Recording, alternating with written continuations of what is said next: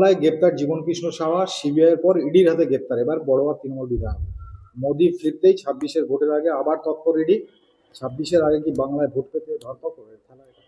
দেখুন, ইতিপূর্বে জীবনকৃষ্ণ সাহেব 13 মাস জেল খেটেছিলেন সিবিআই এর হাতে, তারপরে জামিন পেয়েছিল। এখন ইডি আজকে সকালে বাড়িতে গিয়েছিল।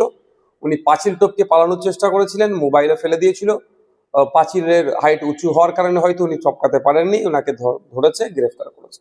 তো আমি দাবি তুলেছি একটা, যে আমাদের দাবি মানতে হবে, পাঁচিলের হাইট কমাতে হবে রাজ্য সরকারকে। তাছাড়া এগুলো কষ্ট পাচ্ছে, কারণ দুর্নীতির টাকায় তো খেয়ে শরীর স্বাস্থ্য ভালো বানিয়ে ফেলেছে, টপকে পালাতে পারছে না, বারবার অকৃতকার্য হয়ে যাচ্ছে টপকানোর ক্ষেত্রে।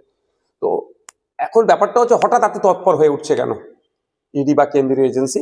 আমাদের একটা সন্দেহ হচ্ছে, নতুন করে বিজেমূলের বাইনারি তৈরি হচ্ছে না তো? যে বিজেপি তৃণমূলের যে বাইনারিটা আমরা ক্রমশ ভাঙতে পেরেছিলাম, মানুষ বুঝতে পেরেছিল যে কিভাবে আমাদের বাড়ির মেয়ে তিলোত্তমাকে খুন করার পরে সিবিআই কেসটা হাতে নেওয়ার পরেও যেন একটা ঝিমিয়ে চলছিল। যথাসময়ে চার্জশিট না দেওয়ার ফলে জামিন পেয়ে গেল সন্দীপ ঘোষেরা। এই সমস্ত বিষয়গুলো আমাদেরকে ভাবছিল। তো নতুন করে জীবনকৃষ্ণ সাহেবকে ধরাতে একদিকে যেমন পজিটিভ দিক, যারা দুর্নীতি করেছে দ্রুত ধরুক, সাথে সাথে আমাদের একটা, কারণ গোলপুরা গরু শিগুন্দুরে মেঘ দেখলেই তো একটু আতঙ্কিত হয়।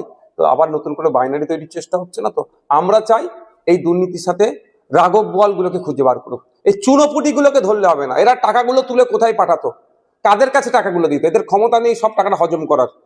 যদি ক্ষমতা থাকতো সব টাকাটা হজম করার, তাহলে ওকে দিতে, ওকে অ্যারেস্ট হতে হতো না।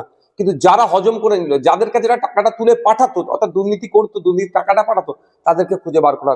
সেই রাঘব বোয়ালগুলোকে ধরা হোক, ধরে তাদেরকে জেলের মধ্যে রাখা হোক।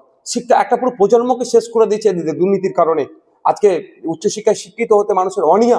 আপনি খোঁজ নিয়ে দেখুন, ক্যালকাটা ইউনিভার্সিটির কথা যদি বলি, প্রায় 50% সিট এখনো খালি রয়ে গেছে, অর্থাৎ ভর্তি হয়নি। কেন? কারণটা কি? উচ্চশিক্ষায় শিক্ষিত হওয়ার যে প্রতি অনীহা। কারণ চাকরি নেই, চাকরি হলে আবার দুর্নীতি হবে। এটা বন্ধ হওয়া দরকার।